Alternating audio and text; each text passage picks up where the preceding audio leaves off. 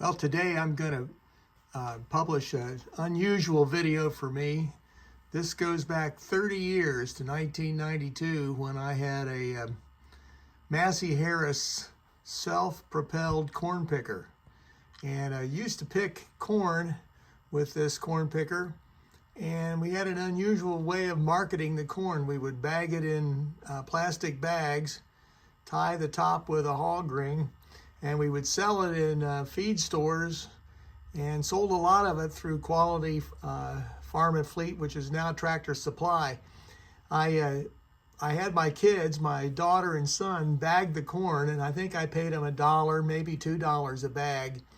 And they had to save $1 of that money. They could spend the other part of it, but they saved that towards their college education, and it actually paid a fair amount of it once they did it. They enjoyed doing it in the fall when the corn was nice and new, not so much in the winter when it was cold, and it really got bad with my daughter when this stuff got kind of buggy in the summer and the mice were running around. But anyway, I thought you'd enjoy this video, seeing this corn picker in action. It's not too bad for a VCR, and I'll go ahead and start it, and I'll stop it here when it's over, and I'll tell you a little bit more about it. Well, maybe I'll just go ahead and tell you about it now. This corn picker was given to me. A fellow of mine, it's the same guy that gave me my wheat drill, Gene Hunterlaw. He just needed to get the stuff out of the barn. He said if I'd come over there and get it, he'd just give it to me. So we got it out of the barn. It wasn't running. Got it up on the trailer, got it home. Didn't take much to get it running, and I had it fired up within a day or two.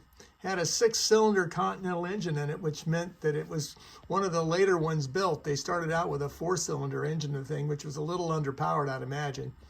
A month or two after I got this thing, another one came up at an auction locally.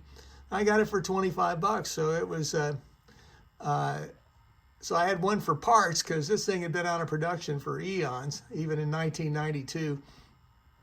And then I needed a belt for the thing, and there was a Massey Ferguson dealer in Carlisle that said he had this belt. I went up there and got the belt from him, and he said, hey, would you like the rest of these parts? You can have them all for 100 bucks. And he basically filled up the back of my pickup truck with all the parts for this thing. So when I finally decided to sell it and move on, I put it in Farm Week magazine. The magazine had just come out that day, and I got all kinds of calls. The first guy that called me was a Massey Harris collector from up near Lewisburg, Ohio, and he said, I'll take it.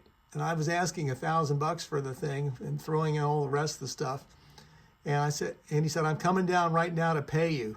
Well, later, I probably got 18 calls that night.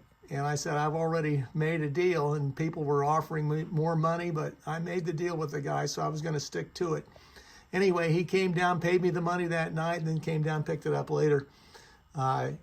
He kept it for years, and I ran into him at a show here not too long ago, 2 or 3 years ago maybe, and he said he eventually got rid of his collection, and he sold this to a collector in Minnesota, so that's where it's at today. As I said, it had a 6-cylinder Continental engine, ran really well. Gene Hunterlaw, who I've mentioned before, he was sort of a tinker. He'd figured out a way to cut the elevator, split it in half, put a hinge on it, and then you could fold it down and get it into a low space. So that was very handy. Anyway, I had a couple of wagons that I used with the thing, and then I eventually switched over to gravity bed wagons. But what you're going to see here is what I started out with. Anyway, we'll get started on this and let you watch it.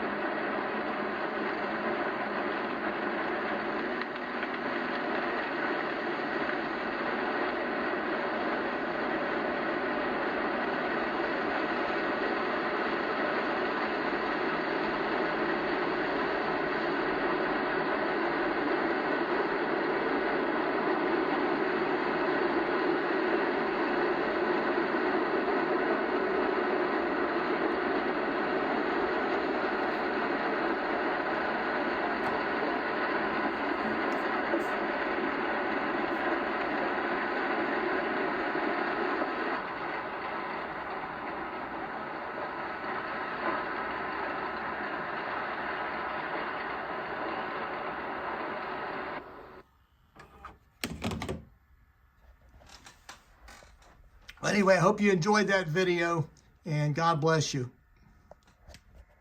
Have a Merry Christmas.